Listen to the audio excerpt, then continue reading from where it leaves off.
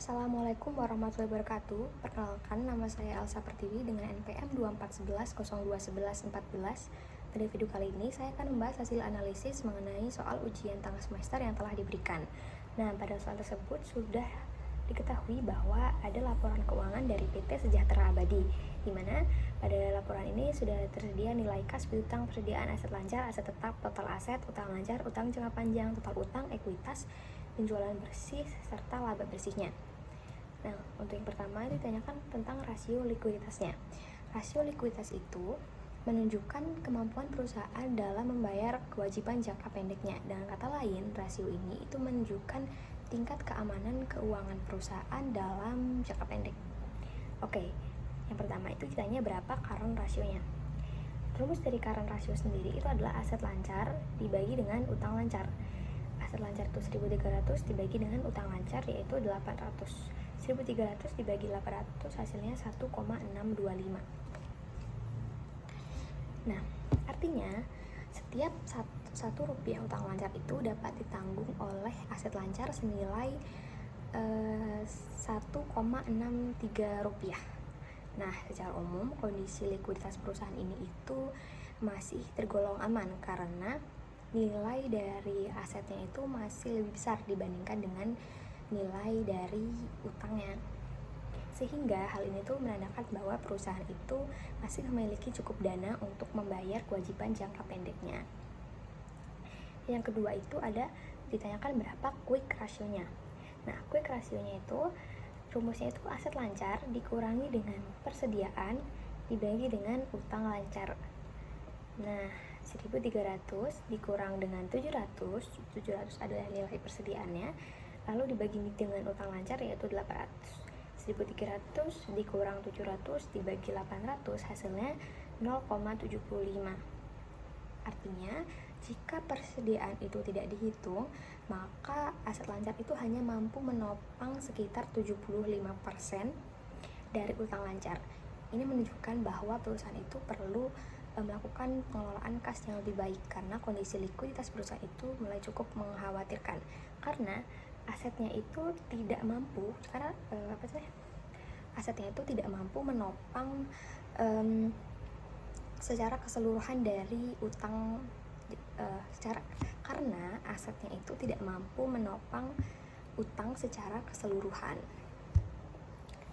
Oke, yang selanjutnya itu ada rasio solvabilitas. Nah, rasio solvabilitas ini itu menunjukkan kemampuan perusahaan untuk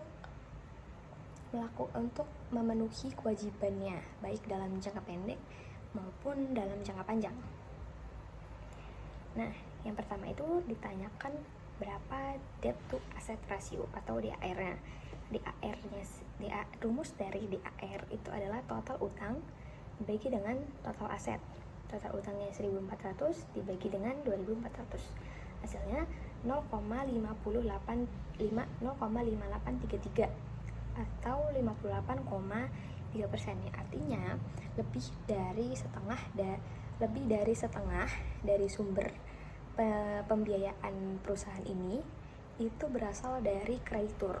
Hal ini itu dapat meningkatkan keuntungan tapi juga dapat meningkatkan risiko kalau misalkan pendapatan dari perusahaan itu turun atau suku bunga itu naik. Yang kedua itu ada ditanyakan berapa debt to equity rasionya atau DER. Nah, rumus dari DER-nya itu adalah total utang dibagi dengan ekuitas. Total utangnya itu 1.400 dibagi dengan 1.400. Hasilnya adalah 1. Ini artinya jumlah utang perusahaan dengan modalnya itu seimbang. Yang artinya kondisi itu menunjukkan bahwa struktur pendanaan perusahaan itu masih seimbang karena utang dengan modalnya itu nilainya 1 banding 1. Nah, perusahaan itu berarti cukup ideal dalam mengatur sumber dananya. Namun, perusahaan itu juga tetap harus hati-hati dalam mengatur utangnya karena beban bunganya itu dapat mempengaruhi laba di masa depan. Nah, perusahaan ini harus hati-hati untuk mengatur bagaimana caranya agar beban bunga dari hutang tersebut itu tidak mengganggu laba di masa depan. Selanjutnya itu ada rasio profitabilitas. Nah, rasio ini itu menunjukkan seberapa efektif atau efisiennya perusahaan dalam mengelola sumber daya yang ia miliki untuk menghasilkan keuntungan. Yang pertama ditanyakan return on assetnya atau ROA. Rumus dari ROA itu adalah laba bersih dibagi dengan total aset. Laba bersihnya itu 700, lalu total asetnya itu 2.400. 700 dibagi dengan 2.400 itu hasilnya 0,291. Nah, angka ini tuh menunjukkan bahwa setiap satu aset itu berarti satu aset yang dimiliki oleh perusahaan itu bisa menghasilkan sekitar 0,29 laba bersih. Hal ini tuh menunjukkan bahwa aset perusahaan itu digunakan secara efisien karena dapat menghasilkan laba. Yang selanjutnya ada net profit margin atau NPM. Rumus NPM-nya itu laba bersih dibagi dengan penjualan bersih. Laba bersih itu 700 dibagi dengan 3.400. Hasilnya 0,2059.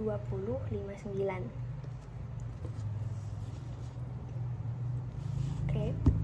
Nah, artinya setiap 1 rupiah penjualan perusahaan itu berhasil mendapatkan 0,21 rupiah sebagai laba bersih. Hal ini tuh menunjukkan bahwa perusahaan itu efisien dalam mengelola biaya dan juga operasionalnya. Lanjut ke soal yang nomor 2. Sebenarnya Bapak mohon izin saya mengerjakan menggunakan tab di sini. Jadi saya menulis jawaban dan soalnya di tab ini. Oke, lanjut ke soal yang nomor 2. Itu diketahui bahwa investasinya itu 20 juta dan dengan tingkat bunganya itu 10%. Nah, di sini mau diketahui berapa sih future value-nya setelah 5 tahun. Rumus dari future value itu ada PV dikali dengan 1 ditambah I pangkat N, di mana I itu adalah tingkat bunganya. Oke, jadi berarti PV-nya itu adalah nilai investasinya yaitu 20 juta dikali dengan 1 ditambah 0,1. 0,1 itu dari 10% tadi pangkat 5. Nah, 1,1 pangkat 5 itu nilainya 1,61051. Hasilnya 32.210.200 rupiah. Jadi future value setelah 5 tahun itu diketahui bahwa hasilnya itu 32.210.200 rupiah untuk tingkat bunga sebesar 10% dan investasinya 20 juta. Selanjutnya kita ingin dicari present value dari 17.105.000 yang akan diterima 5 tahun lagi. Rumus dari present value-nya itu adalah FI dibagi dengan 1 plus I pangkat N. FI-nya itu adalah 17.105.000 dibagi dengan 1,1 pangkat 5. 1,1 pangkat 5 itu nilainya adalah 1,61051. Jadi 17.105.000 dibagi dengan 1,61051 yang hasilnya itu 10.620.859 rupiah. Jadi diketahui bahwa present value dengan nilai investasi 17.105.000 dengan tingkat bunga 10% yang akan diterima dalam 5 tahun lagi itu adalah 10.620.859 rupiah. Sekian video penjelasan mengenai soal ujian tengah semester. Jika ada salah kata, saya mohon maaf. Wassalamualaikum warahmatullahi wabarakatuh.